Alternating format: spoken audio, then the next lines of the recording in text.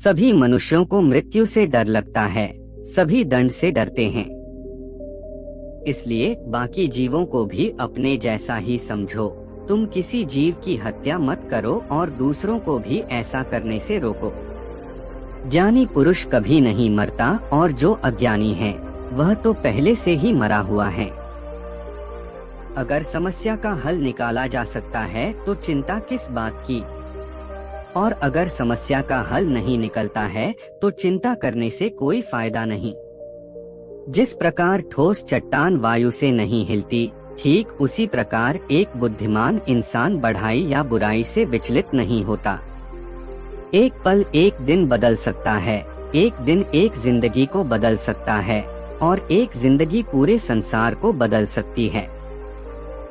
वहम एक असाध्य रोग है जो मित्रता और रिश्तेदारी को दीमक की तरह खा जाती है। मनुष्य जन्म से नहीं बल्कि कर्म से शूद्र, वैश्य, क्षत्रिय और ब्राह्मण होता है। संसार के सभी जीवों के प्रति दया भाव रखो, चाहे वो अमीर हो या गरीब। सबके अपने अपने दुख और तकलीफें हैं, कुछ बहुत ज्यादा भोगते हैं और कुछ बहुत कम। प्रत्येक व्यक्ति अपनी सेहत या बीमारी का स्वयं निर्माता है। क्रोध को पाले रखना गर्म कोयले को किसी और पर फेंकने की नियत से अपने हाथ में पकड़े रहने के समान है। इसमें आप स्वयं ही जलते हैं।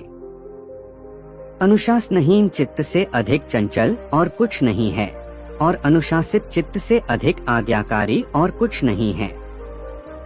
निष्क्रिय होना जीते जी मर जाना है, मेहनती होना विकसित जीवन की राह है। मूर्ख लोग निष्क्रिय होते हैं और बुद्धिमान लोग मेहनती।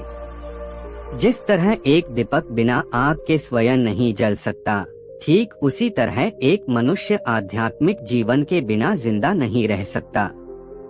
कोई भी मनुष्य अपने कर्मों से महान बनता है, न कि जन्म से। अगर तुम किसी और के लिए दीप जलाएंगे तो वो आपकी राह को प्रकाशित करेगा। सारे गलत कार्य मन की कारण से होते हैं। यदि मन को वश में कर दिया जाए तो कुछ भी गलत नहीं होगा। अज्ञानी व्यक्ति की बताई राह पर चलने से जीवन में परेशानियां जरूर आएगी है। सेहत सबसे बड़ा उपहार है, संतोष सबसे बड़ा धन है, वफादारी सबसे बड़ा रिश्ता है। कोई भी इंसान बहुत ज्यादा बोलते रहने से कुछ नहीं सीख पाता। समझदार मनुष्य वही कहलाता है जो कि धैर्य रखने वाला, क्रोध न करने वाला और निडर होता है। एक दीपक हजारों दीपक को रोशन कर सकता है और फिर भी उस दीपक की आयु कम नहीं होती। ठीक उसी तरह ज्ञान भी बांटने से कम नहीं होता है। बीते हुए कल को जाने दो, आने वाले कल को आने दो, आज को भी जाने दो और अपने अस्तित्व की सीमाओं से बाहर झांको। जब आपका मन पूरी तरह स्वतंत्र होगा तो आप जीवन और मृत्यु को उसके सही रूप में देख सकोगे। स्वयं के बराबर या फिर स्वयं से ज्ञानी पुरुषों के साथ सफर कीजिए। अज्ञानियों के साथ सफर करने से अच्छा है अकेले सफर करना। जो व्यक्ति स्वयं से प्रेम करता है वह कभी दूसरे को क्षति नहीं पहुंचा सकता है। देखते वक्त केवल देखें, सुनते समय सिर्फ सुनें, महसूस करते वक्त सिर्फ महसूस करें और सोचते समय सिर्फ सोचें। यही असल कर्म है। कोई भी इंसान सिर मुंडवाने से या फिर जाति विशेष में जन्म लेने से संत या महात्मा नहीं बन जाता। जिस मनुष्य में सच्चाई और विवेक होता है वही संत है, वही महात्मा है। भूतकाल बीत चुका है, भविष्य अभी आना बाकी है। वर्तमान ही वो पल है जिसमें तुम जी भर कर जी सकते हो।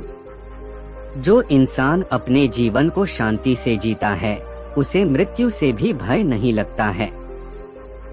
जलन और घृणा की आग में जलते हुए इस संसार में खुशी और हंसी अस्थायी हैं। जो क्रोधित विचारों से आजाद हैं, उन्हें निश्चय ही शांति प्राप्त है।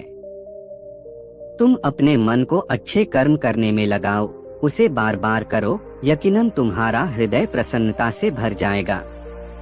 जीवन में असफलता का एकमात्र कारण आप जो सर्वश्रेष्ठ जानते हैं उसके प्रति वफादार ना होना।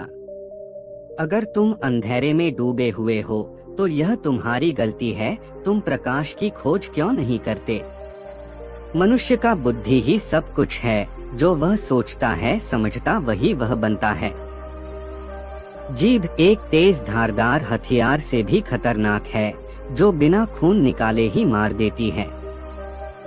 आसमान में पश्चिम और पूर्व का कोई अंतर नहीं है। इंसान अपने विचारों से अंतर पैदा करते हैं और फिर उनके सही होने पर विश्वास भी कर लेते हैं। यदि तुम साफ तौर से एक फूल के चमत्कार को देख सको तो तुम्हारा पूरी जिंदगी बदल जाएगी। तुम्हारे पास जो कुछ भी है उसे बढ़ा चढ़ाकर मत कहना और ना ही दूसरों से ईर्ष्या करना।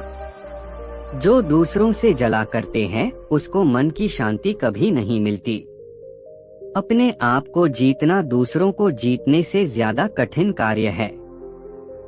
अपने शरीर को सेहतमंद रखना आपका परम कर्तव्य है। इसके बिना आप अपने मन को मजबूत और स्पष्ट नहीं रख सकोगे। यदि तुमको आध्यात्मिक मार्ग पर चलने के लिए कोई सहचर नहीं मिलता है तो अकेले ही चलिए।